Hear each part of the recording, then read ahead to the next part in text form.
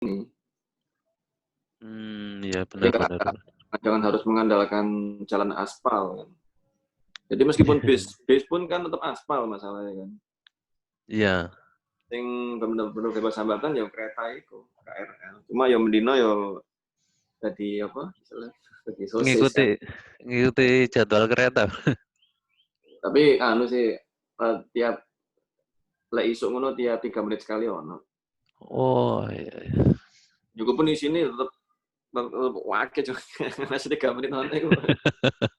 Kayak sosis juga nang jero kereta. Oh. Kayak wong nang iki lah nang Jepang, nang Korea kan. Nang Iya.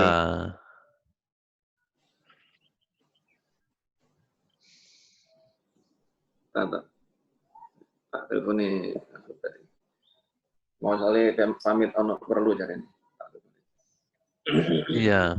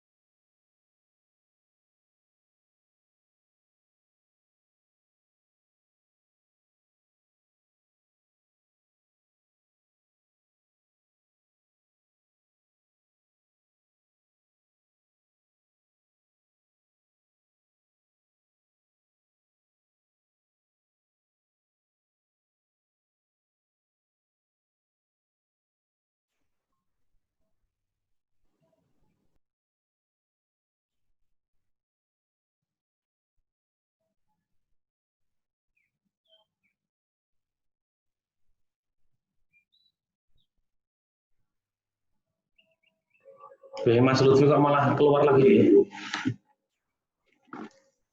Iya. Ya cara sehat. Alhamdulillah Pak Ubed.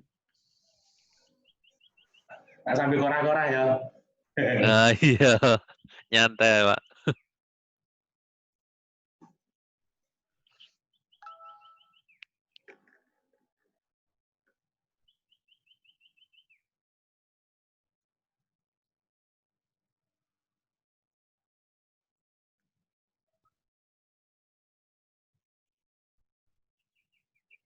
Tes. Iya, Pak. Baik. Ya wis, insyaallah dimulai. Soalnya wis kawan.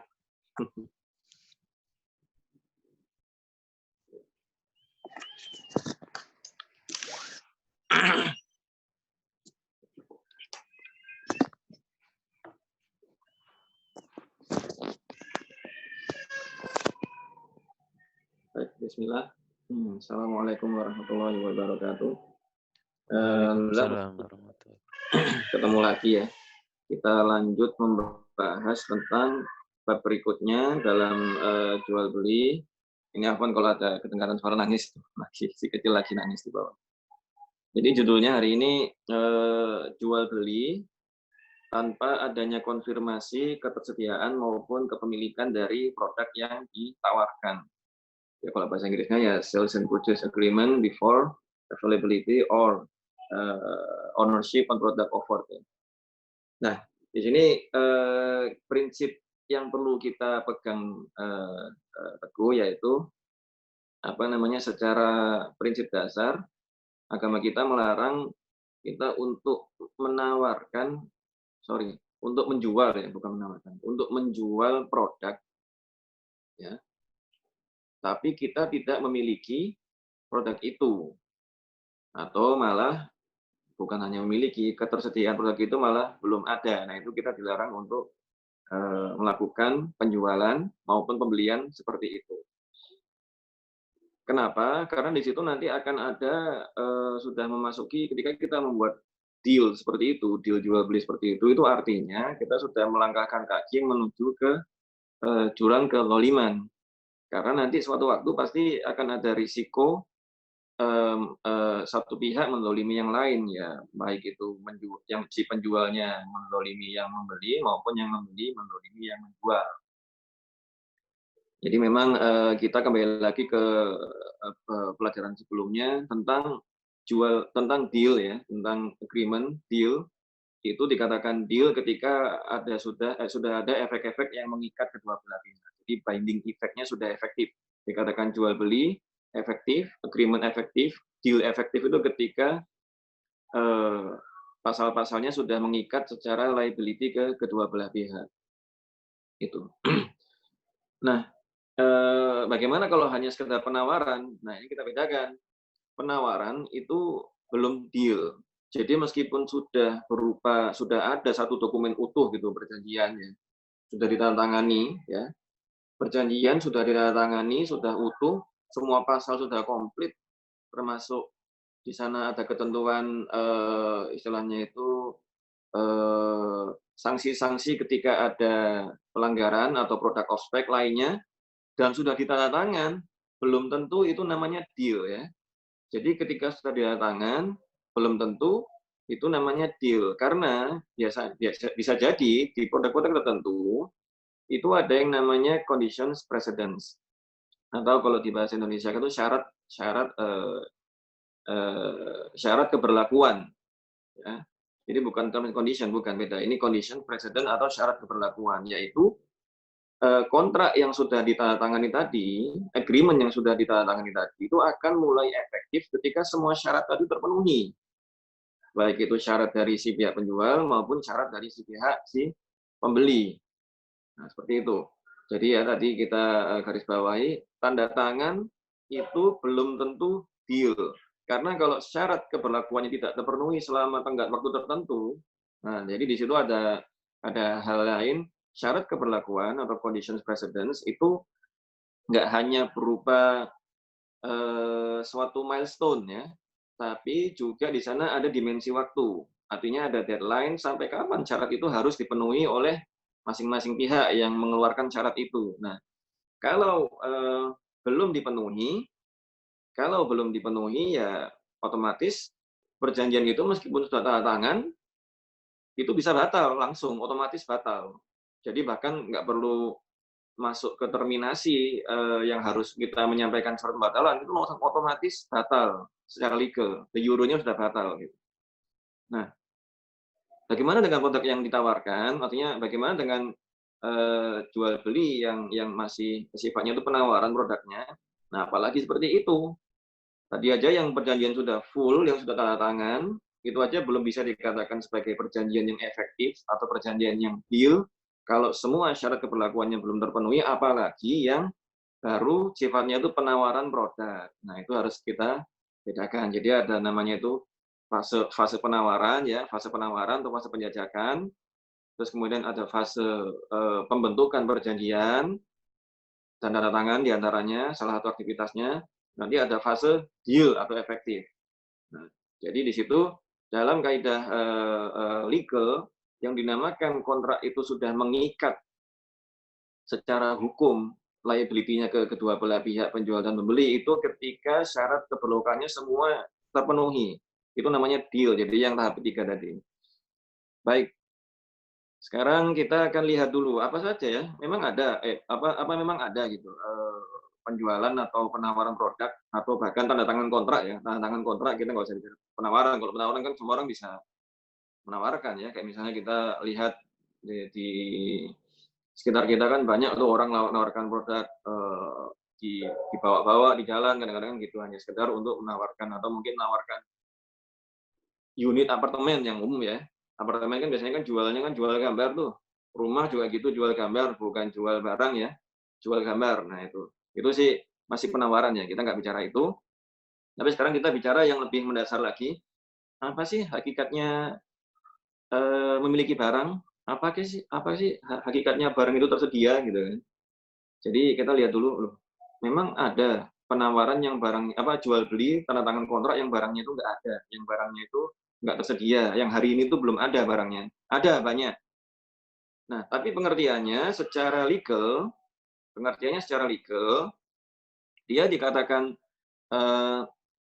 jual beli yang sudah ada ketersediaan barang itu, atau jual beli yang dikatakan penjual sudah memiliki barang itu adalah ketika si penjual itu sudah bertanggung jawab, ya, si penjual sudah bertanggung jawab atas 3 hal. Dan 3 hal ini semuanya risiko yang umum terjadi di dunia bisnis. Jadi ketika si penjual sudah terpapar tanggung jawab, terpapar liability, harus menyediakan 3 hal ini. Dan semuanya risiko. Yang pertama, risiko atas ketersediaan barang. Artinya kalau misalnya ternyata barangnya yang dimaksud nggak ada, dia harus siap mencarikan penggantinya dengan tanpa mengurangi spek.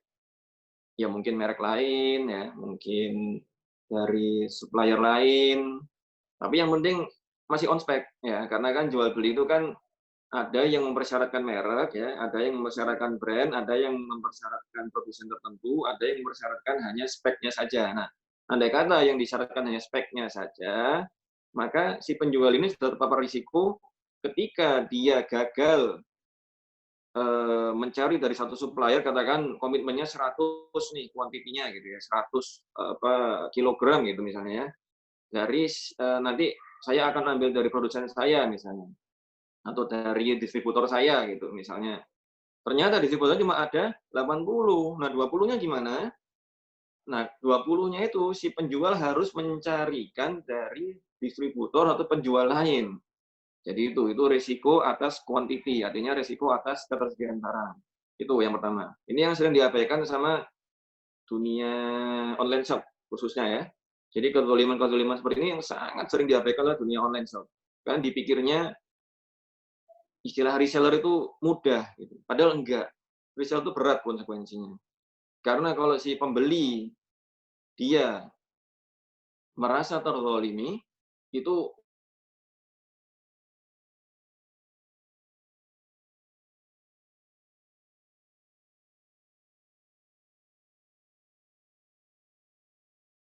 wah, di yaumul hisab akan berat bertanggung jawab. Kita harap ada yang sembrono, tapi nggak ngerti caranya. Nggak ngerti hukum-hukum, baik hukum-hukum di dunia maupun hukum-hukum nanti ketika kita sudah ya, di pengadilan Allah. Itu bahaya sekali, bahaya sekali.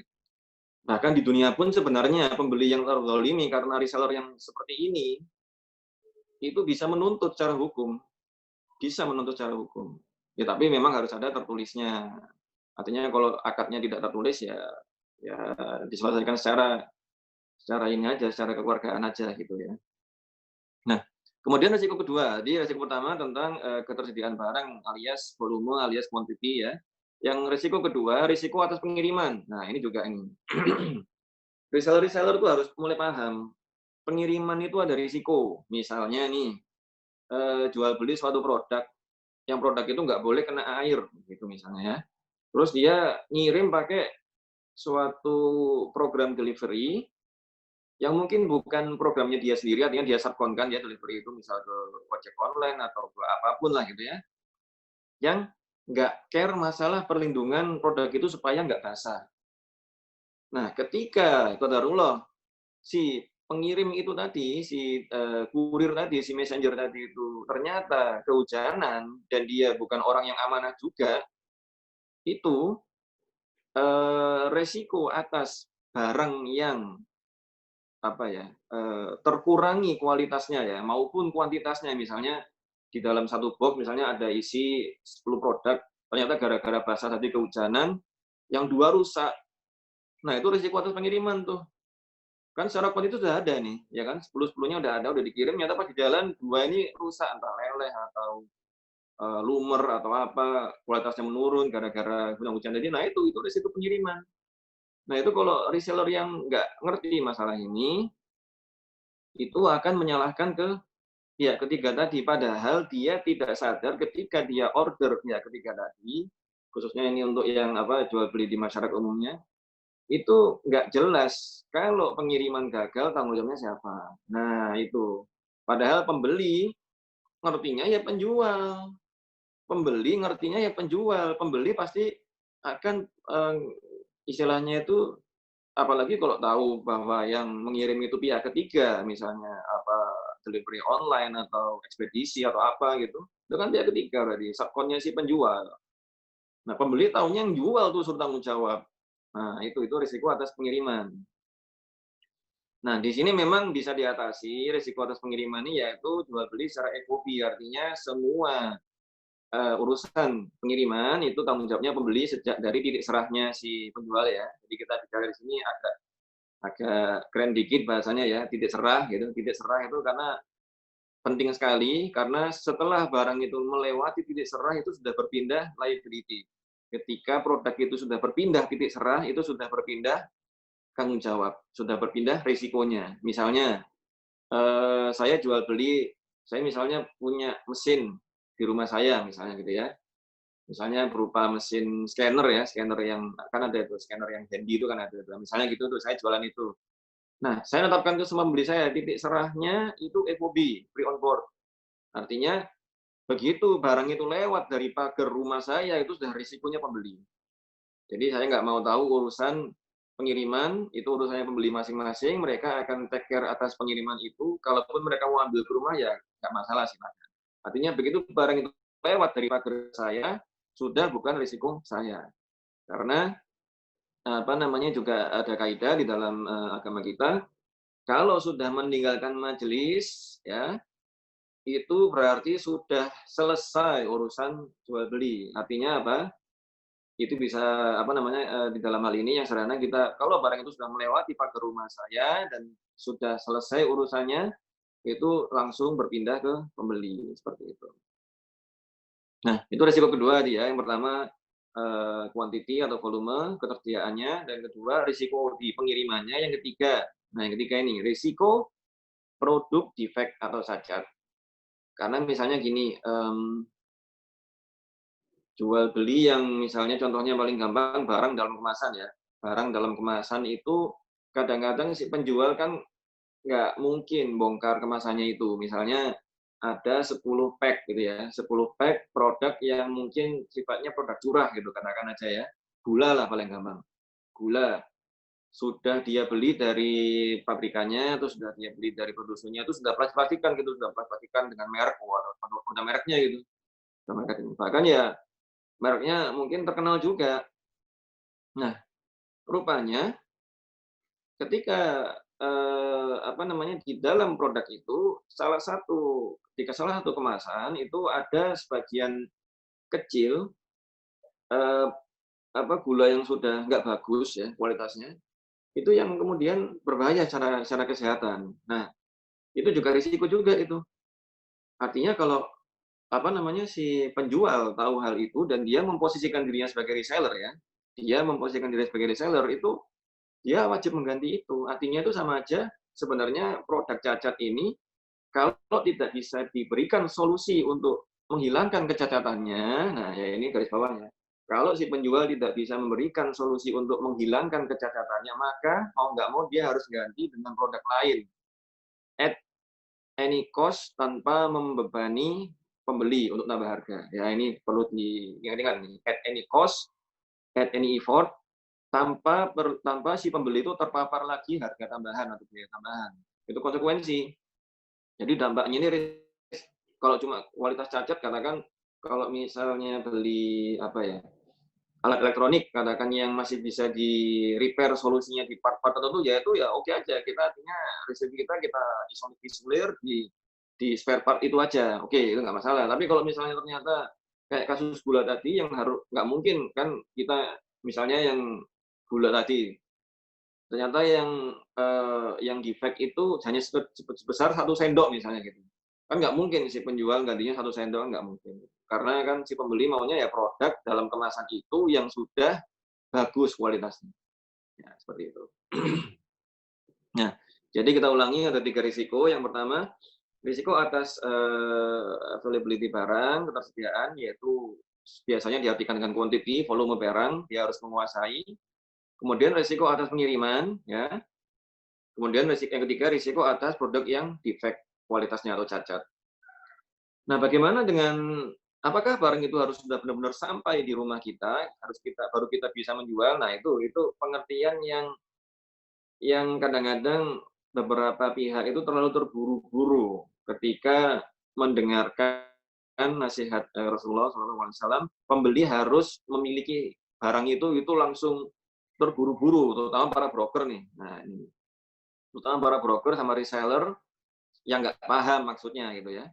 Karena bukan berarti barang itu harus sudah tiba di rumah kita atau bukan berarti barang itu sudah tiba di gudang kita. Intinya tadi kita menguasai 3 risiko tadi.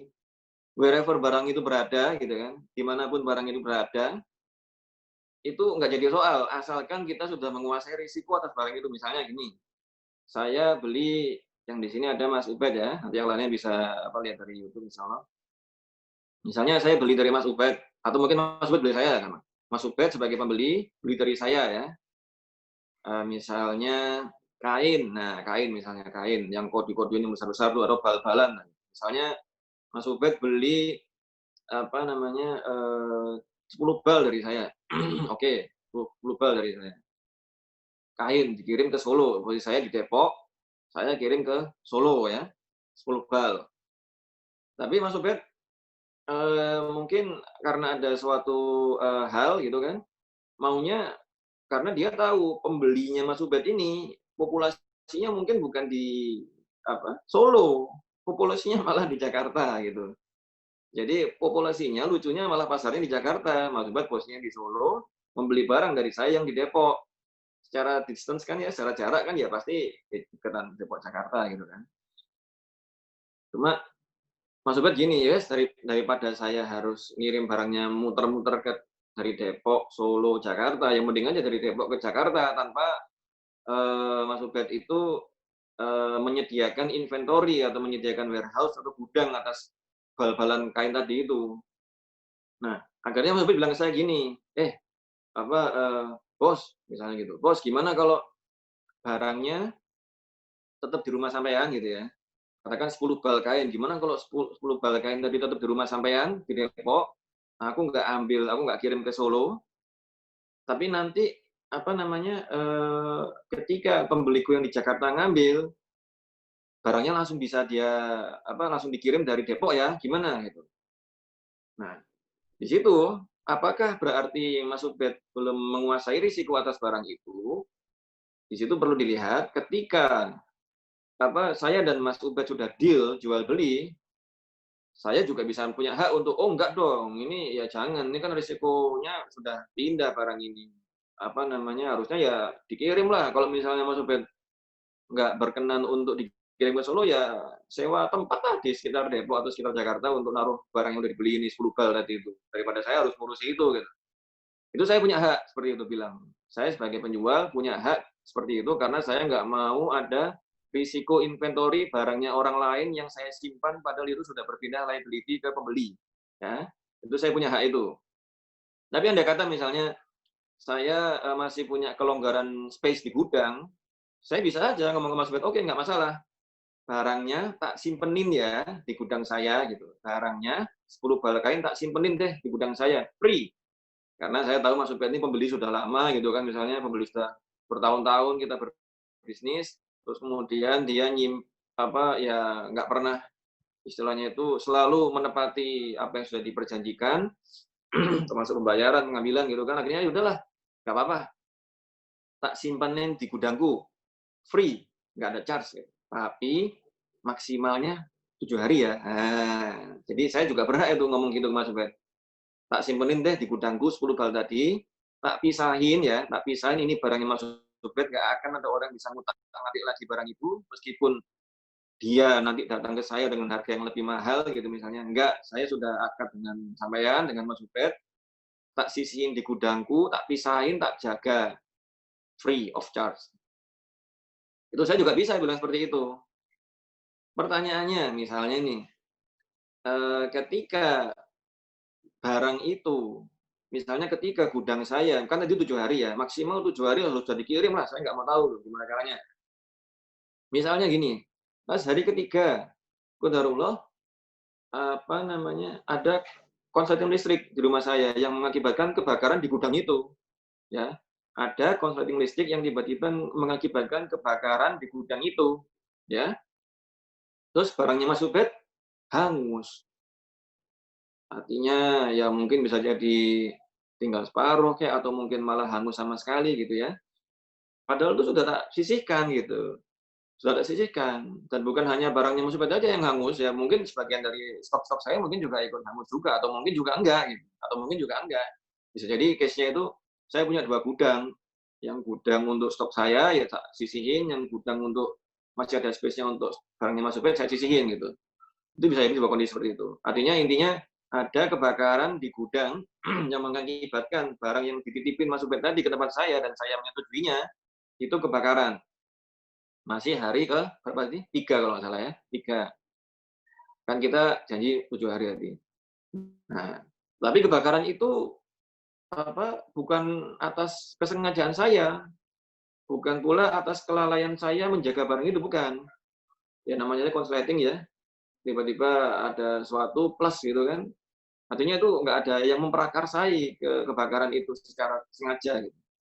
Nah, terus saya nelpon Mas Ubed nih, Mas Ubed, Bos, Mas Ubed, nuwun sewu nih, ternyata qadarullah ini nih barang gudang saya kebakaran.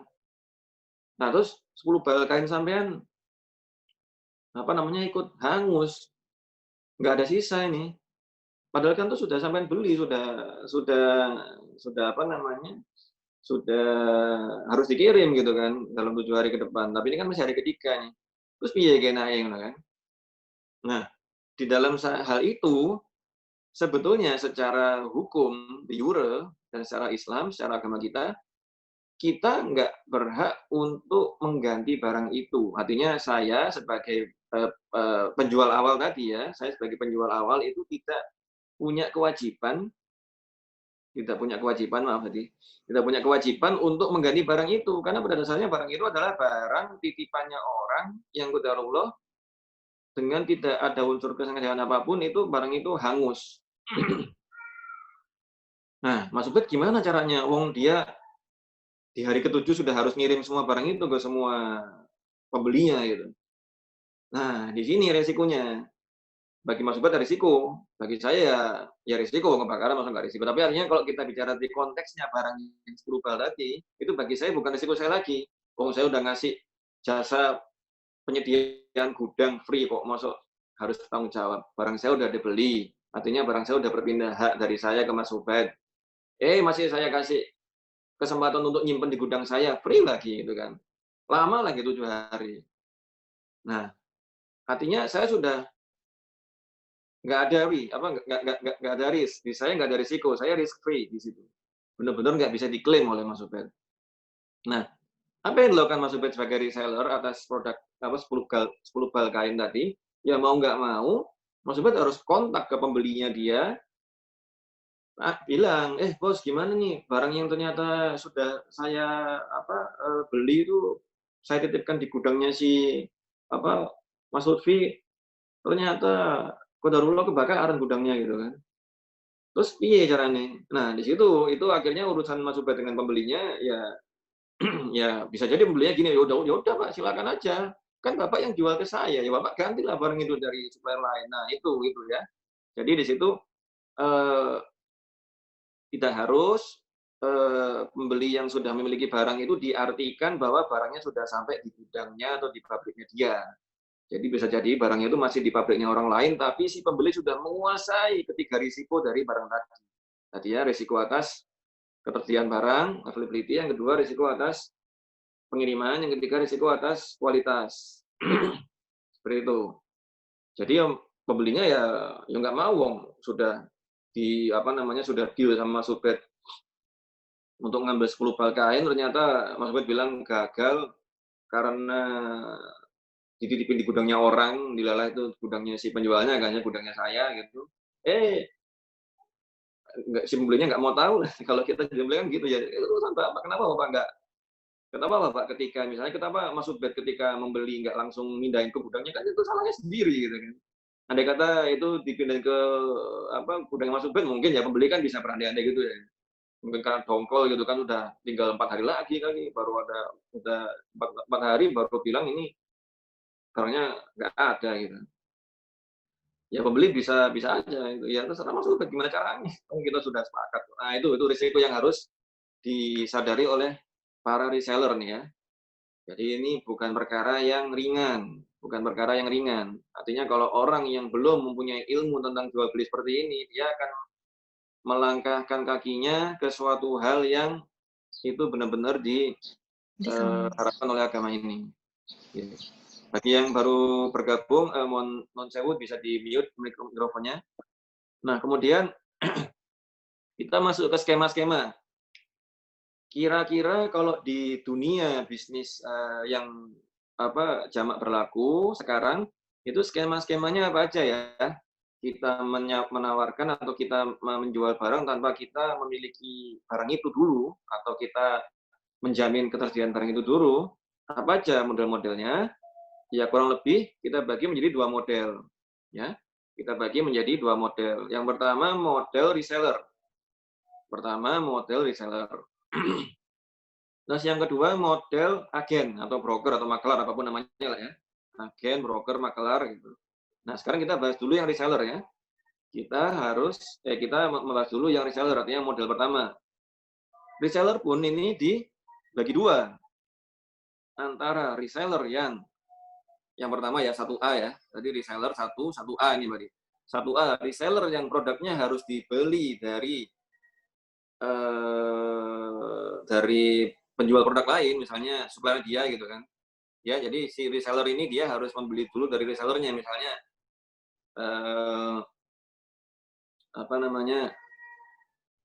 yang kalau di dunia industri besar ini yang seperti ini biasanya itu dunia gas ya, dunia listrik, sama dunia steam, atau any kind of non-liquid product atau non-solid product. Biasanya seperti ini itu seperti itu. Jadi barangnya harus dibeli dulu dari suppliernya itu antara non-liquid product berupa listrik, gas, steam macam-macam, atau mungkin berupa high-tech product yang barangnya itu harus dibeli dulu karena si suppliernya itu nggak mau risiko maintain inventory atas barang itu. Nah, ini contoh yang pertama ya, 1A ya. Jadi itu ada, itu nyata di dunia industri ada. Bukan hanya di dunia online shop, tapi di dunia industri besar pun ada seperti ini gitu. Reseller tapi produknya harus dibeli dari suppliernya dia dulu. Gitu. Nah, ini sama tadi kita kaidah, begitu dia menyatakan kalau saya adalah reseller, artinya dia harus siap bertanggung jawab atas ketiga risiko tadi, risiko atas quantity, volume, atau ketersediaan barang. Yang kedua, risiko atas pengiriman. Yang ketiga, risiko atas quality. Artinya, once itu gagal, ya gimana caranya dia ganti itu produk. Gimana caranya itu? Misalnya nih, jual beli yang sudah berlangsung, bahkan kita masuk ke jual beli yang sudah berlangsung. Misalnya gini, pernah waktu itu perusahaan tempat saya bekerja menjual gas ke perusahaan listrik ya. Perusahaan tempat saya bekerja menjual gas ke perusahaan listrik ya. Umur kontrak 10 tahun ya. Umur kontrak 10 tahun. Oke. Tanpa putus. Daily delivery tanpa putus. Jadi ini tanpa interruption sama sekali. Daily delivery dijamin tanpa putus supply-nya. Karena itu gasnya didatangkan dalam bentuk cair, kemudian divaporisasi atau diregasifikasi, kemudian dimasukkan ke pipeline lewat kompresor, dikirim ke pembangkit listrik gitu ya. Tanpa putus. 24/7 itu operasinya, nggak putus. Nah, ternyata begitu kita nyusun kontrak jual beli ya, itu kan sudah ya, nyusun kontrak jual beli, semua risiko sudah kita petani, termasuk misalnya ternyata ketersediaan barang itu bisa jadi karena suatu saat itu nggak ada. Nah, bagaimana solusinya gitu kan? Padahal si pembangkit ini ya makannya cuma makan gas doang, dia nggak makan bahan bakar lain. Terus piye caranya kalau gasnya nggak ada? Jadi kita bukan bicara gasnya bisa diganti dengan gas lain, bukan. Gasnya bahkan nggak ada gitu ya. Nggak ada yang bisa nyuplai gas di jadwal itu gitu. Bukan gasnya bisa diganti dengan gas lain, bukan. Gasnya nggak ada yang bisa nyuplai pada saat itu. Itu ada kondisi seperti itu, tentu risiko bagi kita sebagai penjual gas. Apa yang dilakukan sebagai solusi?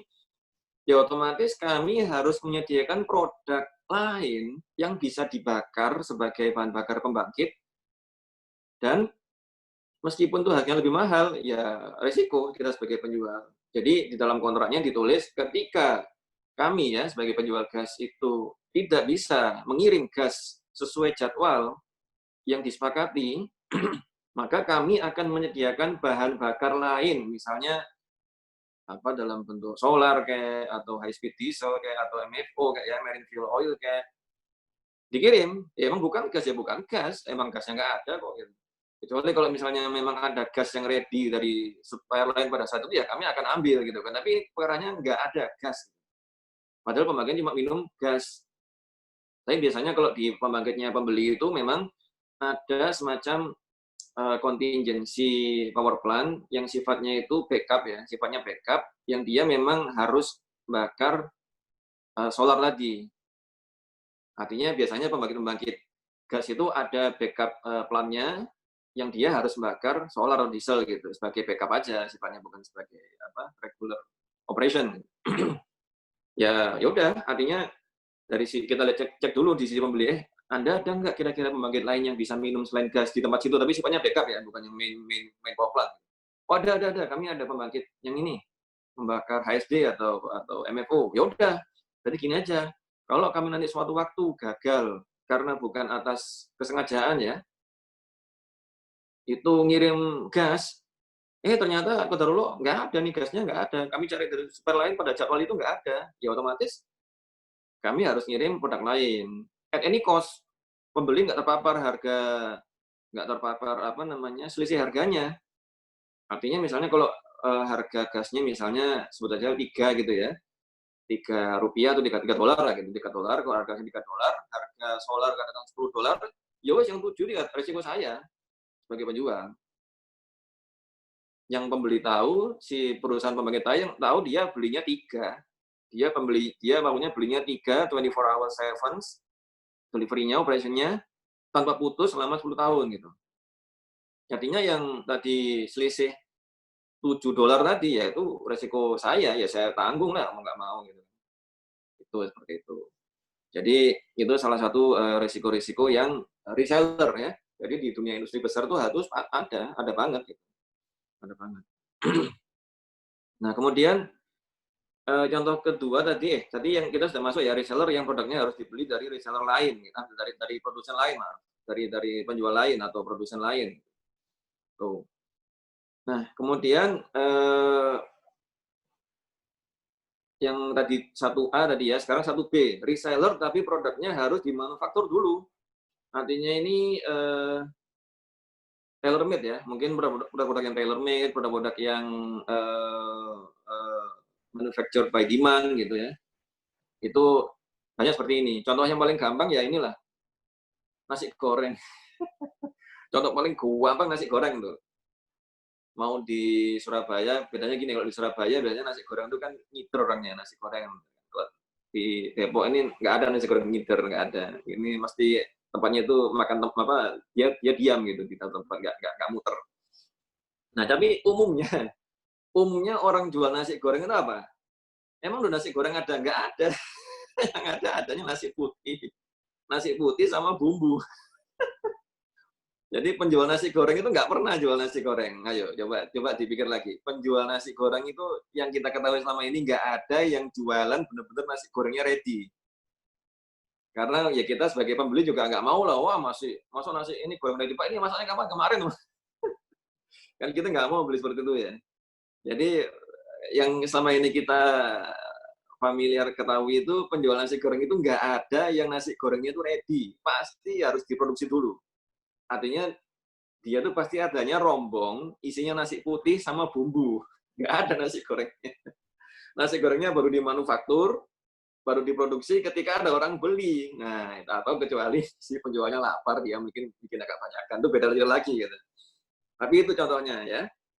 Jadi si resellernya, jadi penjual nasi goreng tadi katakan ini kita ambil case yang contoh industri agak besar lagi, contohnya gas ya.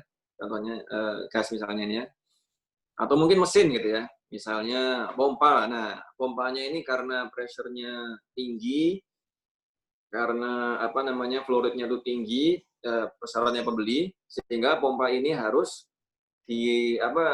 tailor made.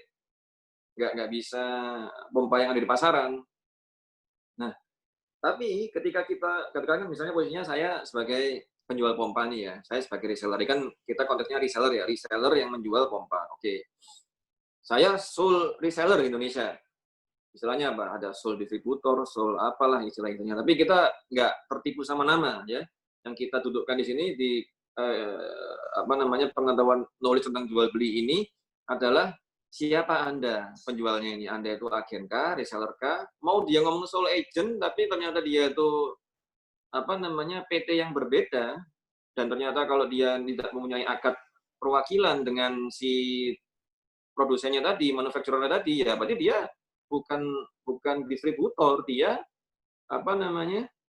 dia bukan agent, dia bukan wakil, bukan, tapi dia adalah reseller. Jadi itu intinya ya, kita menyederhanakan masalahnya.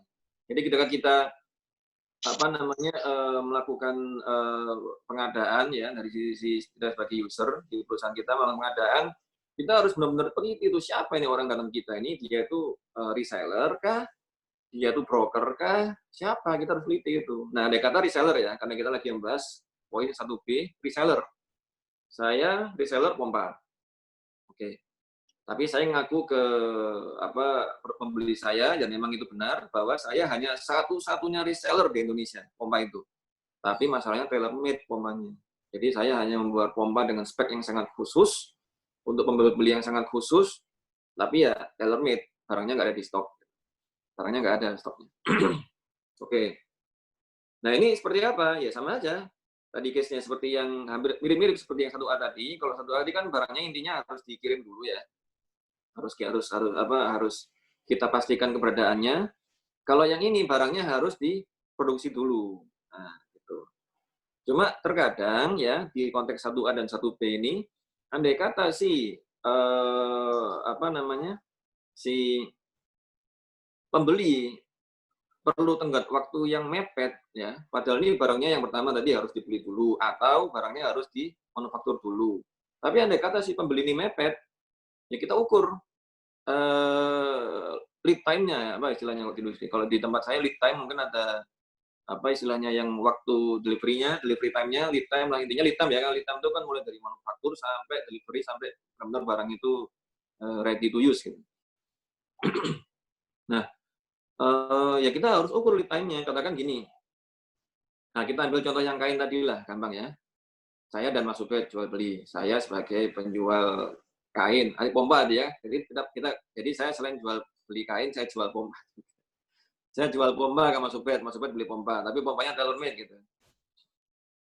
Oke, Mas Ubed beli pompa satu, tapi speknya itu khusus, sehingga saya harus bicara sama produsen saya untuk bikinin pompa itu khusus. Ya. Nah, akhirnya apa yang saya sepakati dalam agreement jual beli dengan Mas Ubed? Ya saya sepakati apa speknya apa. Jadi di situ akhirnya saya jual beli spek. Yang saya sepakati dengan Mas Ubed adalah spek. Karena Mas Ubed beli ke saya bukan beli brand pompa, tapi beli spek.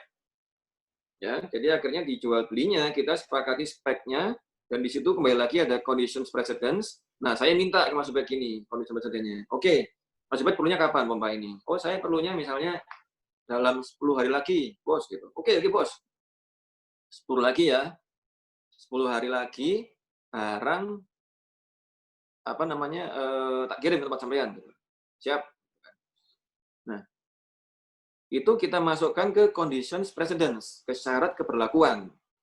Artinya 10 hari tadi itu adalah istilahnya itu tenggat waktu dari si pembeli, si Mas Ubed, itu 10 hari. Oke. Otomatis saya harus ngomong ke mana? Ke produsen saya. Bos, produsen gitu. Bos produsen, bisa nggak sampean bikin ini dalam waktu 5 hari? Karena nanti ya kita ngirim katakan 3 hari, tambah produksi 5 hari, nanti 2 hari itu misalnya commissioning, saya punya waktu yang agak longgar, oke lah itu barang itu benar-benar bisa langsung digunakan Mas Ubed. Terus si penjual saya, produsen saya bilang, oke 5 hari. 5 hari produksi, 3 hari pengiriman, 2 hari commissioning. Nah, Mas Ubed ini maunya sudah commissioning, pokoknya tahu beres lah. oh beres. Ya wes, akhirnya syarat dari saya, tadi kan syarat dari Mas Ubed 10 hari, ya. Syarat dari Mas Ubed 10 hari. Saya ngomong ke perusahaan saya, kita susun planningnya 5 hari produksi, 3 hari pengiriman, ya, 2 hari commissioning. Nah, jadi saya juga berhak sebagai penjual menaruh atau menulis syarat-syarat itu tentang saya harus produksi itu 5 hari, kemudian saya harus kirim 3 hari, saya harus commissioning 2 hari, itu saya berhak naruh di perjanjian itu. Jadi akhirnya nanti di perjanjian saya dengan Mas Ubed, itu Mas Ubed punya constraint 10 hari, ya, punya requirement 10 hari, saya pun juga punya requirement. Dalam 10 hari itu, saya akan melakukan 5 hari produksi, 3 hari pengiriman, dan 2 hari commissioning. Itu nggak apa-apa di state di kontrak. Tanda tangan saya Mas Ubed. Nah, ya kan? Artinya saya punya syarat keberlakuan, saya punya condition precedence, Mas Ubed punya condition precedence atau CP kalau biasanya disebut di kalau orang legal itu CP itu artinya condition precedence. Jadi yang 10 hari CP-nya Mas Ubed, 5, 3, 2 itu CP-nya saya sebagai penjual. Oke. Itu kita taruh di kontrak. Sama-sama nih. Sama-sama di kontrak. Jadi kita tahu sama tahu nih. Dan day to day-nya kita bisa aja calling-callingan gitu. Gimana bos? Ini sudah hari pertama. Progresnya berapa persen yang 5 hari tadi? Oh, progresnya ini oke. Ya, itu artinya di situ ada istilahnya itu ada kepercayaan ya. Jadi saling dia tuh dua pihak saling menjaga kepercayaan supaya memenuhi tenggat waktu total di 10 hari tadi gitu. Nah, itu artinya tadi kita kembali ke yang awal banget. Ketika saya tanda tangan sama Mas Ubed itu, apakah itu sudah deal? Jawabannya belum. Ya, apakah deal-nya sudah efektif? Belum. Iya, deal akan memproduksi pompa itu iya, tapi bukan deal secara jual beli belum efektif. Deal-nya kapan? Ya deal-nya setelah commissioning. Deal-nya setelah commissioning, setelah 10 hari tak kirim, gitu kan ya. Setelah 10 hari saya kirim, bahkan setelah commissioning itu baru efektif. Ya. Karena bisa saja saya bisa memenuhi CP yang pertama 5 hari. Saya bisa memenuhi CP yang kedua, pengiriman 3 hari. Tapi ternyata pas 2 hari commissioning ya, qadarullah, perlu waktu lama sehingga harus 3 hari, ya, harus 3 hari. Nah, di 3 hari ini artinya kan udah selisih ya, 2 plus 1 commissioning-nya. Yang 2 itu kan udah sesuai sama CP. Nah, yang 1 hari ya, yang 1 hari selisihnya artinya kan yang awalnya Mas Ubed harapannya tuh mungkin di pabriknya Mas Ubed dalam 10 hari itu dia sudah hari ke-11-nya itu sudah punya produk yang langsung punya nilai jual. Ternyata gara-gara commissioning saya telat ya, yang saya sepakati di perjanjian itu 2 hari telat jadi 3 hari, artinya ada 1 hari delay yang menyebabkan produksinya Mas Ubed tertunda gitu. Yang harusnya Mas Ubed sudah bisa menikmati penjualan dari hari ke-11, ternyata malah hari ke-11 dia masih harus nunggu gitu. Nah, resiko 1 hari tadi itu bisa kita sepakati antara Mas Ubed dan saya dalam kontrak. Tapi nanti ketentuan-ketentuan tentang sanksi tadi itu kita sepakati dalam bab yang terpisah karena itu hal yang berbeda. Artinya di sana masing-masing pihak sudah best effort, Mas Ubed sudah memberikan kelonggaran waktu, deadline waktu yang make sense, yang logik, nggak terlalu lama gitu kan, nggak terlalu mepet juga. Misalnya saya mampunya 10 hari, Mas Ubed mintanya 5 hari, tapi maksanya beli saya, oke kan. Ya saya berat juga nolak, tapi di sana Mas Ubed sudah memberikan waktu 10 hari, dan saya pun setuju 10 hari karena bagi saya sudah logik gitu kan, nggak terlalu mepet dan nggak terlalu longgar. Tapi ternyata qadarullah pas commissioning 2 hari telat, sehingga 3 hari. Nah, 1 harinya ini, yaitu namanya tadi bisa kita sepakati, ketentuan ada sanksi di dalam kontraknya. Tapi kita nggak bahas di bab ini. Tapi tentunya tadi sebelum kita tanda tangan perjanjian, sanksi-sanksi tadi itu sudah harus kita petani itu. Sanksinya apa? Misalnya sanksinya A, B, C, D, itu kita harus petani itu sanksi berikut solusinya. Jadi nggak hanya sanksi doang, sanksi berikut solusinya. Itu. Nah itu. Jadi itu yang tentang konteks reseller. Ya, reseller yang pertama, reseller tapi produknya harus dibeli dulu dari supplier lain.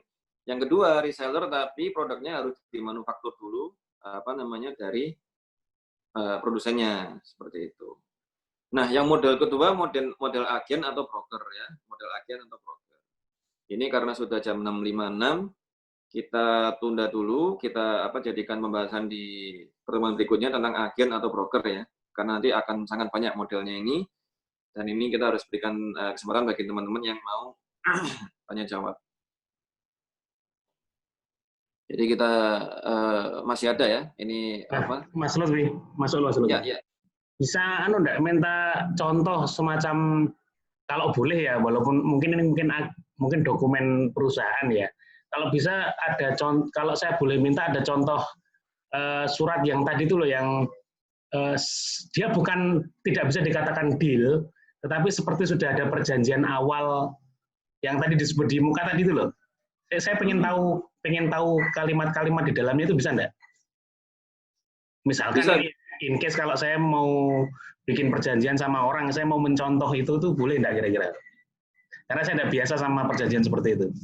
Iya, biasanya gini, yang ada di dunia industri yang major ya, itu ketika kita ingin mengadakan suatu jual beli ya, itu nggak langsung kita bicara full agreement, karena full agreement itu akan sangat detail, komplit, melelahkan diskusinya gitu kan, bisa berbulan-bulan, bahkan satu kontrak tadi yang saya ibaratkan, kontrak saya menjual gas ke perusahaan pembangkit tadi, ya, itu bisa setahun diskusinya, Masya Allah.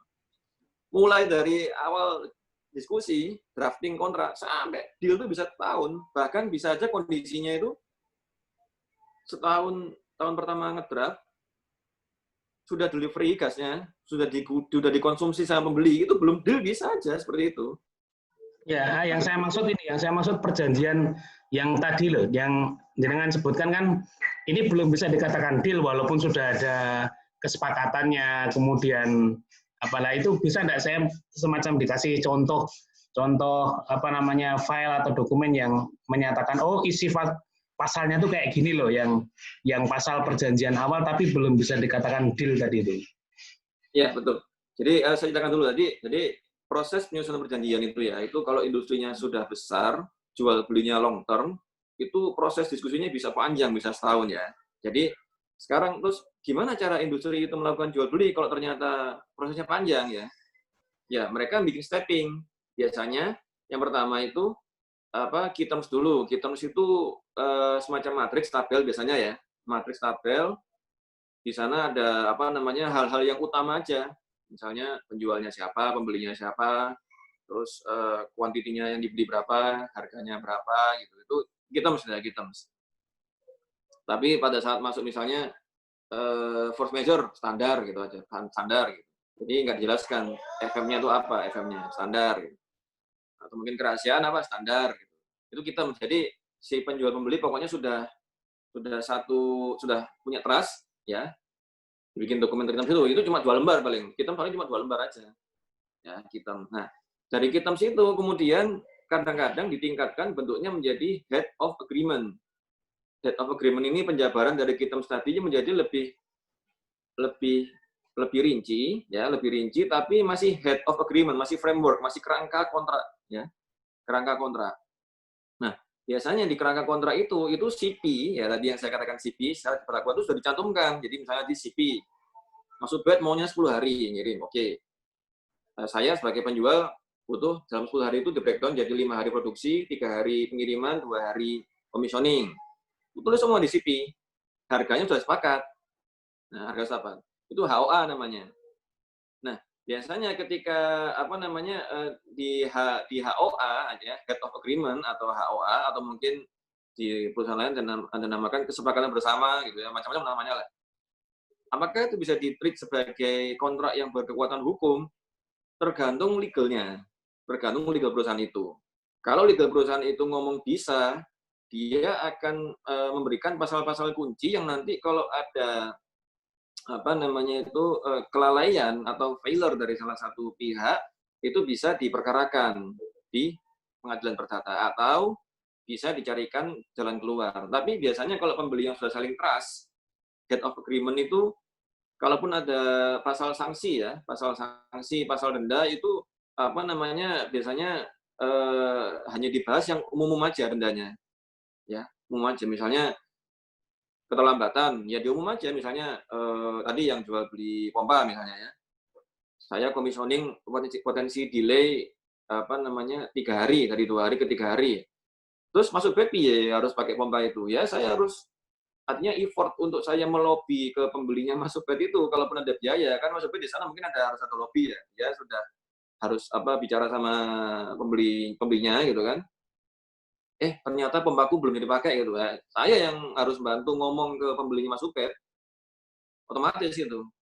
Kalaupun ada biaya untuk ngelobi, untuk ngejamakan itu biaya saya, ya itu masuk bed berhak untuk ngomong saya gitu. Ya udah lah, misalnya gini masuk bed, ya wes lah, Mas Lufi, gak apa-apa telat 3 hari ya. Karena kan ya selama ini kan kita sudah kerjasama dengan baik, 3 hari telat, tapi ewang ngono aku ngomong ke pembeliku, ya supaya mereka tuh nggak ngeklaim aku, ngono kan. Ya wes, saya nggak untuk masuk bed ya, saya harus traktir makan pembelinya masuk bed, ya itu resiko saya gitu. Itu resiko saya gitu, supaya pembelinya kan seneng gitu kan. Oh ya wes lah, nggak apa dimaafkan. Gitu. Itu resiko saya. Nah itu kalau head of agreement yang pembelian seperti itu bisa. Jadi misalnya any delays kan, any delays yang disebabkan oleh si produsen tadi, misalnya dia saya gitu ya dalam hal ini, itu effortnya akan dibebankan misalnya ke saya. Tapi saya juga bisa berhak minta di situ di head of agreement tuh. Oke, saya akan menanggung any delays yang saya sebabkan dengan tanpa sengaja ya. Tapi bukan for bayar, jadi kalau dengan sengaja kan berarti itu saya gagal ya. Artinya kalau keterlambatan saya sengaja berarti saya gagal. Tapi kalau saya nggak sengaja tapi itu bukan for bayar berarti itu saya nggak gagal, tapi saya akan melakukan effort tambahan untuk menyelesaikan perkara itu. Nah, itu bisa. Saya minta keperjanjian itu, oke, saya akan bantu masuk bed, kayak misalnya ada delay, tapi saya minta ada maksimum ya, liability-nya misalnya 10% dari harga pembelian pompa itu. Gitu. Misalnya pompanya harganya 1 juta, misalnya 1 juta rupiah gitu. Terus pembelinya masuk bed ini kita perkirakan kalau untuk ngelobi delay ya paling butuh makan 1 juta. Nah, saya berhak tuh naruh di kontrak di head of agreement tadi. Oke, saya akan tanggung jawab untuk naktir makan pembelinya masuk bed itu, tapi maksimum 1 juta aja ya gitu kan. Total in total 1 juta, 10% dari harga barang. Itu berhak saya seperti itu. Nah, itu masuk bed. Nah, begitu sudah ada seperti itu artinya kan sudah ada paparan liability ya meskipun belum detail ya. Jadi sudah ada paparan liability meskipun belum detail, itu sudah bisa dikatakan sebagai head of agreement. Dan andai kata ternyata pompa itu sudah saya produksi pun ya, pompa itu sudah tengah saya produksi pun, sedang saya produksi pun, itu kadang-kadang HOA itu belum menjadi full agreement. Jadi tadi dari tahapan key terms, kemudian head of agreement, kemudian full agreement. Nah, bisa jadi head of agreement ini masih kita miliki berdua, tapi belum menjadi full agreement padahal pompanya sudah mulai saya produksi. Ya, itu maksudnya ya. Artinya, saya sudah mulai produksi kontraknya ini, pompanya ini. Produksi saya sudah mulai jalan pabriknya sana untuk produksi pompa ini, tapi kita masih punya head of agreement, kita belum punya full agreement. Ini dimungkinkan seperti ini, sangat-sangat mungkin terjadi. Nah, itu akhirnya cara pandangnya pembeli dan penjual itu ya mengukur kita. Artinya ini belum ada full agreement, tapi saya trust kok dengan masuk bed gitu. Saya pasti ngambil lah. Ya pasti ngambil itu boleh seperti itu. Seperti itu. Jadi contohnya ya pertama key terms itu ya matriks hal-hal umum aja. Yang kedua head of agreement itu sudah menjelaskan detail liability masing-masing pihak tapi nggak rinci ya, detail tapi nggak begitu rinci. Nah, kemudian yang ketiga full agreement.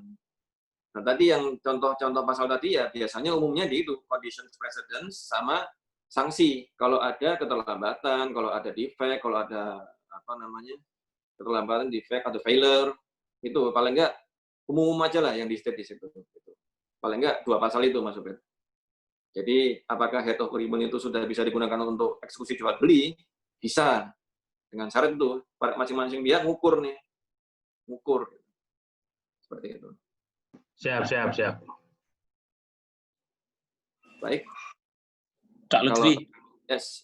Iya, monggo Mas Amang. Tadi ngelanjutin yang disampaikan Cak Ubed tadi. Berarti kesepakatan harga itu sudah plus 10% atau harga 1.000 tadi ya? Di agreement yang dibuat? Atau ada boleh add nambah hingga 10%. Maksudnya ketika ada sesuatu yang memang tadi apa namanya traktir tadi ya hingga 10%, itu ditulis hanya boleh nambah 10%. Dan nilai kontraknya seperti apa? Oke. Ya. Begitu, Mas. Ya. Kalau saya penjual yang cerdik, saya penjual yang jam terbangnya tinggi, saya nggak akan mau bicara harga sebelum saya tahu liability saya. Ya, itu kalau saya penjual yang cerdik, saya nggak akan ngopen harga, atau mungkin saya cuma akan ngasih apa namanya itu selain itu budgetary quotation ya, budgetary quotation bukan fixed price, budgetary quotation. Itu kalau saya pembeli yang jam terbangnya tinggi. Jadi ketika saya ketemu sama supir itu saya hanya bicara bagaimana kita mengeksekusi jual beli ini tanpa ngomong harga dulu. Jadi saya bisa petakan dulu liability saya apa aja. Nah perkara nanti saya turun 10% urusan saya. Makanya kalau saya jam terbang tinggi itu saya nggak akan ngomong harga di awal-awal. Jadi kan maksudnya tahunya kan harga pompanya kan masuk ya. Kita kan nggak bicara harga pompanya murah.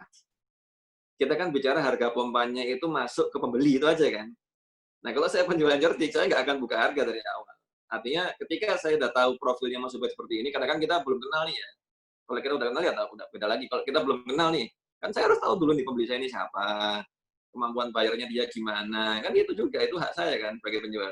Ternyata saya udah ngoyo, kemampuan bayar dia ternyata cuma berapa dengan keyakinannya. Itu kan saya berhak untuk nggak. Ya udah mending saya cari pembeli yang lebih meyakinkan aja. Tapi andai kata misalnya kita belum pernah kenal, tapi Mas Ubed ini sudah punya reputasi sebagai pebisnis yang handal gitu kan, yang amanah gitu. Ya akhirnya ya otomatis saya nggak mau ngomong harga dulu dia. Saya petani dulu semua liability saya di head of agreement itu, saya akan habis-habisan di situ negonya. Nah setelah saya tahu head of agreement liability saya akan buka harga gini Pak. Dengan konsekuensi saya sudah ngukur semuanya, biar nakdir orang tadi gini itu saya sudah ngukur semuanya. Gitu kan. Ya tentunya Mas Ubed juga harus logik juga, mau minta semua at any cost di cover, dia ini apa namanya maunya harganya yang murah ya itu. Tadi pembeli yang tongpes tadi, pembeli yang poke. Taib. Nah, kurang lebih seperti itu. Nanti ini sudah jam 7:09 ya. Nanti teman-teman yang lainnya bisa menyampaikan lewat WhatsApp pertanyaannya M45. Nanti bisa dilihat di YouTube insya Allah yang akan di-broadcast Mas Ubed. Nah, kita tutup dulu karena setelah ini kita akan sama-sama membuat konten untuk yang penjelasannya kondisinya Mas Junet. Gimana Mas Ubed, bisa kita tutup dulu Pak ini ya atau gimana?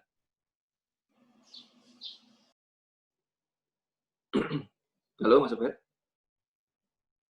Langsung aja terus nggak apa-apa, nanti saya di akhir tadi. Siap, nanti dipotong di videonya aja ya. Ya, saya potong aja nanti. Oke, siap. Ya, baik. Ini khusus bagi teman-teman, jadi kita bicara Mas Ahmad Junaidi ya, teman kita sama-sama M45 dan beliau termasuk yang berprestasi di angkatan kita. Nah, kebetulan lulus sejak tahun 2008 ya, bayangkan ya, 2008 itu beliau mengalami penyakit ya. Ini bahkan sudah berapa tahun berarti sampai sekarang? Sudah hampir 12 tahun ya. 12 tahun ini. Beliau menderita seperti itu, nggak bangun dari tempat tidur sama sekali, tidak bisa membangunkan dirinya dari tempat tidur sama sekali, kecuali dengan bantuan orang lain. Itu pas tahun 2018, kebetulan kan beberapa teman kan rutin menjenguk ya, Mas Ubed. Ke tempatnya Mas Junet ini kita rutin menjenguk. Nah, pas tahun 2018, biasanya teman-teman jenguk yang agak banyak itu pas setelah ke sana. Nah, kami ngajak Mas Dwi Sugiarto, ya, Mas Dwi Sugiarto. Kami ajak ke sana. Nah, terus asumsi kami itu kan Mas Junet kan nggak sejak lulus, setahu kita itu nggak pernah ketemu sama Mas Dwi. Nggak pernah ketemu sama sekali sama Mas Dwi sejak lulus. Itu asumsi kita. Jadi dugaan kita itu pasti akan lupa ini siapa gitu kan. Pasti akan lupa. Ini siapa nih orang itu. Nah, pas masuk kamarnya Mas Junet, Mas Dwi-nya, kita ajak masuk. kan guyang-guyu gitu kan, guyang-guyu. Masya Allah, hafal Mas Junednya. Loh, ini duit, artinya tanpa delay ingat-ingat nama gitu loh, tanpa delay ingat nama, tahu ini orangnya siapa gitu. Ya, kita kan lihat, ini orang sudah pernah koma, sudah pernah off kan secara software itu, secara prosesor ya sudah pernah off, kemudian bangkit lagi prosesornya, di restart lagi, 10 tahun nggak pernah ketemu orang ini, tahu namanya tanpa delay. Tanpa, ini siapa gitu. Tanpa, siapa namamu, siapa? Begitu. Langsung, ini duit Sugiharto ya gitu. Masya Allah. Itu kita terperajit loh. Masya Allah. Artinya, sebenarnya Mas Junaid ini hanya mengalami gangguan antara sensorik dan motorik. Misalnya kalau kita bicara, robot gitu ya, itu perintah otaknya masih jalan. Tapi how to deliver the instruction to organ fisik itu nggak jalan. Artinya ada yang terputus di sini gitu kan. Ada yang terputus, entah itu kalau dalam komputer mungkin memorinya mungkin RAM-nya yang kurang apa gitu kan. Itu mungkin seperti itu. Kita sampai bilang seperti itu. Artinya kita, ini orang ini, Mas Junaid ini, masih normal gitu. Artinya segala instruksi otaknya itu masih jalan, cuma otaknya nggak kuasa untuk mengirim instruksi itu ke organ tubuhnya untuk mengeksekusi instruksi itu. Artinya saraf gitu. Penyakitnya di saraf, bukan penyakit di seperti orang stroke, bukan. Karena kalau orang stroke itu dia ada bottleneck di satu aliran pembuluh darah yang menyebabkan akhirnya dia terkejut karena ada beban mungkin meledak pembuluh darahnya sehingga ada beban kejut yang orang itu tiba-tiba kayak konslet gitu, kayak listrik kayak konslet gitu. Tapi ini enggak. Nah, atas dasar itu akhirnya kita ya merenung lah, kita ngamatin. Berarti sebenarnya masih bisa ini. Nah, kebetulan kondisinya Mas Junaid itu kan memang selama ini diobati oleh keluarganya kan nggak menggunakan obat kimia sama sekali, kecuali mungkin dulu pas di rumah sakit Tamrin ya. Harusnya seperti itu. Tapi ketika lepas dari rumah sakit Tamrin tuh menurut pengakuan orang tuanya, bapaknya itu beliau nggak mengkonsumsi obat kimia sama sekali, artinya nggak mengkonsumsi obat farmasi kimia sama sekali. Artinya semuanya full organik, entah itu mungkin dari makanan, nutrisi, organik atau mungkin herbal gitu. Nah, terus ya kita sampai kepada kesimpulan kita harus belajar nih, kita harus belajar paling nggak ini supaya tahu sih apa sih yang dibutuhkan orang-orang yang mengalami penyakit seperti ini gitu kan.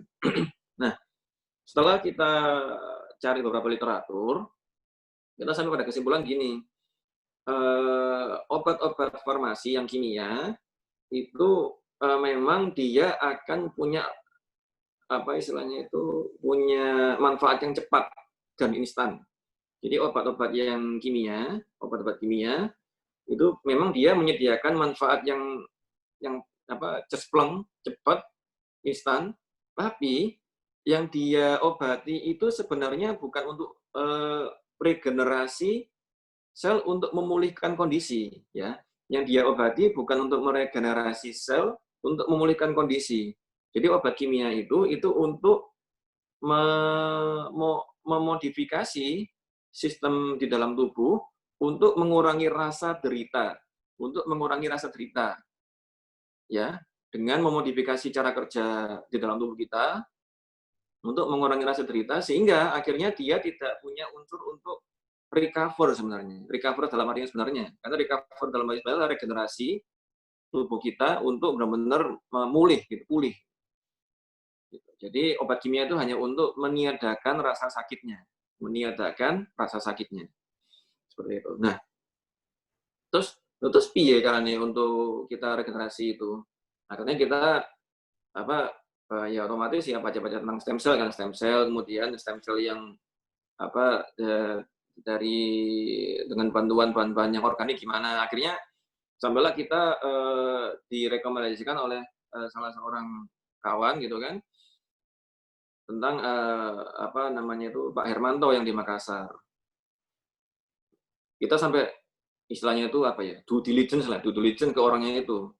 Siapa ini orangnya ini gitu. Kok bisa dia punya metode pengobatan. Jadi dia menamakan metode pengobatannya itu nano herbal. Jadi kalau teman-teman tahu teknologi nano teknologi nano itu pada dasarnya adalah teknologi untuk membuat ukuran partikel apapun menjadi nano size, menjadi ukuran nano. Gunanya apa? Ya, kalau dalam bidang kesehatan, gunanya ukuran yang nano tadi, yang sangat-sangat kecil tadi, itu bisa dengan mudah untuk masuk ke sel-sel, sehingga diharapkan untuk meregenerasi itu lebih mudah. Gitu. Karena kan daya membran sel ini kan punya daya serap macam-macam ya. Nah, kalau ukuran nano itu diharapkan dia bisa langsung masuk ke sel-sel, sehingga sel-sel yang mungkin fungsinya untuk regenerasi sel baru itu bisa dieksploitasi untuk meregenerasi gitu, saya gitu. Nah, dia gabungkan nano dengan bahan herbal plus stem cell juga. Nah, stem cell ini kan bisa diambil dari sel-sel makhluk hidup gitu kan, yang mendukung keperluan untuk regenerasi ini gitu. Jadi nggak harus stem sel manusia, nggak harus seperti itu. Nah, akhirnya kita setelah kita pikir-pikir kan dengan pengetahuan kita dari mesin, ya kita nggak punya gelar resmi di bidang pengobatan, tapi kalau secara konsep kayak ini masuk akal kan. Kayak ini masuk akal yang nano herbal dengan stem cell tadi itu.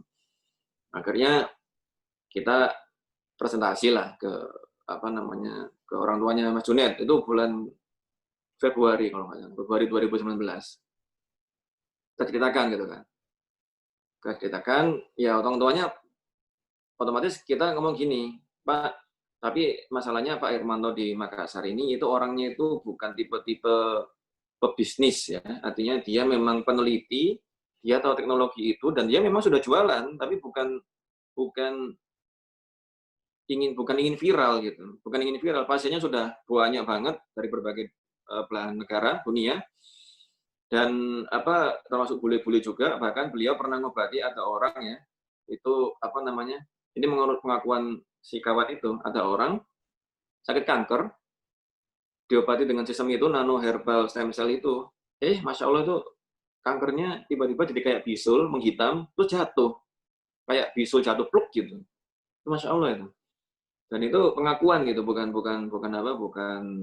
ngaku-ngaku ya, bukan ngaku-ngaku itu. Seperti itu. Artinya memang dengan metode nano herbal stem cell itu dia akan mendorong sel buruknya itu keluar dari tubuh dan menggantikan dengan sel baru yang fungsinya itu. Nah, harapan kita ya unsur pembentuk saraf itu kan yang satunya kan sel ya, otomatis ya kalau sel yang untuk meregenerasi saraf baru itu bisa dieksploitasi untuk terus-terusan meregenerasi ya insya Allah itu akan bisa lah untuk membantu Mas Junet untuk pulih. Dan memang harus diimbangi oleh fisioterapi sebagaimana yang dilakukan sejak awal-awal Mas Junet sakit. Jadi keluarga ini masya Allah memang sudah rutin sekali ya, belasan tahun kita bisa bilang fisioterapi gitu kan, by themselves, by their effort gitu kan, itu luar biasa ya. Kita mungkin kalau diberi cobaan itu nggak akan sesabar itu gitu ya, masya Allah. Nah, akhirnya bulan Februari 2019, tadi kan September 2019 kita fact finding gitu kan, kondisi Mas Junetnya kita analisa gitu kan. Terus sampai akhirnya kita kirim semua data rekam medik, data rekam fisioterapi itu kita kirim semua ke Pak Hermanto, masuk hasil ronsennya itu kita kirim, scan-nya tentunya scan ya. Ya waktu itu Pak Hermanto bilang, ya kalau mau ideal Pak, pasiennya datang ke kami ke Makassar. Saya ceritakan, Pak, ini pasiennya aja pindah kota aja repot Pak, apalagi kalau harus terbang pesawat gitu. Kita waktu itu coba undang Pak Hermantonya ke mana? Ke ya siap Mas Sobet. 5 menit lagi ya Mas. Kita undang Pak Hermantonya ke Jombang, ke Rumah Junet. Tapi waktu itu nggak mau, beliau oke. Akhirnya kita kirim receiver-nya, kita kirim semua data ke Pak Hermanto, dianalisa. Akhirnya ya itulah keluar resep stem cell nano herbal itu yang sudah berbulan-bulan ini kita jalankan ke Mas Junet. Dan nanti dan ya udah memang ada perkembangan, tapi memang kalau nano herbal ya, kalau herbal itu memang tidak secepat pengobatan kimia dampaknya. Tapi memang dia pelan-pelan nyusunnya, pelan-pelan. Ya kita sama-sama berikhtiar lah. Kalau Allah memang menghendaki memberikan kesembuhan dalam waktu yang singkat ya itu kuasa Allah. Tapi kalau misalnya ternyata harus ada waktu yang lebih lama ya itu juga kuasa Allah. Yang penting kita berikhtiar semaksimal mungkin. Nah, ini kalau nggak salah sudah jalan berapa kali ya waktu itu ya. 10 kalian pengiriman obat itu. Jadi kami presentasi ke keluarga Mas Junet itu Februari, pengiriman data sampai analisa itu dilakukan Pak Hermanto sampai bulan apa, April atau Mei 2019. Nah, setelah itu akhirnya kita kirim rutin obatnya ke Mas Jun. Dan memang menurut pengakuan keluarganya memang ada perkembangan, karena kan sebenarnya bisa merasakan perkembangan itu nggak hanya Mas Jun, tapi keluarganya juga. Misalnya pas pelatihan fisioterapi, enteng atau beratnya gerakan yang dilakukan Mas Jun itu kan yang terapisnya yang merasakan, oh ternyata lebih enteng, oh ternyata lebih mudah didorong dengan gini aja udah bisa gerak, atau mungkin dorongnya harus masih ngoyo, itu kan. Nah, kemajuan yang paling langsung waktu itu terjadi ya memang untuk BAB ya, mohon maaf. Jadi memang karena instruksi dari otak ini tidak bisa diterjemahkan oleh organ tubuh, akhirnya perkara metabolisme dan BAB itu menjadi suatu problem sejak awal dulu. Jadi otaknya sudah merintah BAB, kebelet gitu. Otaknya sudah merintah kebelet, organ tubuhnya itu nggak bisa ngerti. Akhirnya untuk menciptakan kebelet itu harus dirangsang dari luar. Kalau kata Mas Junet pakai guyonan-guyonan gitu, itu baru bisa merasa kebelet. Tapi setelah mengkonsumsi obat nanoherbalnya Pak Hermanto itu, katanya sudah nggak perlu, artinya sudah ada jalur yang bisa menerjemahkan itu dari otak itu kebelet beneran gitu, keluar beneran BAB-nya gitu, keluar beneran. Itu yang sudah langsung waktu itu instan juga. Termasuk pada saat itu finding kedua yang kami kaget itu pada saat suatu kondisi pas temperatur panas-panasnya ya, kalau nggak salah tahun lalu kan pernah kondisi panas banget ya, sehingga ada semacam lupa saya, antara ruam atau kayak biduran gitu di Mas Junet. Terus sama Pak Hermanto disuruh ini aja. Biasanya kalau seperti itu air garam laut dibalurkan ke tubuh gitu, ke seluruh tubuh. Waktu itu karena memang nggak pernah dialami ya, setahu saya waktu itu keluarganya Mas Junet bilang nggak pernah selama 11-an tahun ini Mas Junet mengalami seperti itu, bentol itu nggak pernah, baru kali ini, dan mereka nggak tahu cara ngobatinya gimana, apa karena alergi ya, bahkan waktu itu dugaannya wah ini alergi bahan obatnya gitu, bahan obatnya Pak Hermanto alergi nih. Tapi waktu itu Pak Hermanto bilang enggak, ini bukan alergi, ini karena temperatur panas. Nah, coba biasanya kalau seperti ini, kalau di Makassar kan masih dekat laut ya, masih relatif bersih lah lautnya ya. Biasanya air laut dibalurkan ke tubuh, itu akan hilang dengan sendirinya. Tapi untuk mengganti itu akhirnya diberikan advice oleh Pak Hermanto, air dikasih cuka kalau nggak salah. Air dikasih garam dan cuka setahu saya. Jadi akhirnya dibikin sendiri obatnya oleh keluarganya Mas Junet atas rekomendasi Pak Hermanto, dibikin sendiri, diobatkan, ya alhamdulillah, qadarullah, dengan izin Allah ya itu sembuh dengan izin Allah, sembuh. Artinya itu semakin menambah percaya dirinya keluarganya Mas Junet. Yang pertama tadi ya, yang finding metabolisme tadi, BAB itu ada kemajuan, yang kemudian tentang pengobatan bentol-bentol alergi yang diduga alergi itu berhasil, itu menambah PD kita untuk terus melanjutkan pengobatan ini. Nah, tentunya ya kalau kita bicara berapa biaya per bulan untuk yang dikeluarkan untuk pengobatan itu lumayan banyak ya, 4-6 juta per bulan. Nah, ini perlu dukungan teman-teman sekalian, konsistensi terutama ya, bukan dukungan sekali dua kali, konsistensi dukungan. Jadi nanti yang berminat silakan ketik silakan langsung ngomong aja ke grup M45.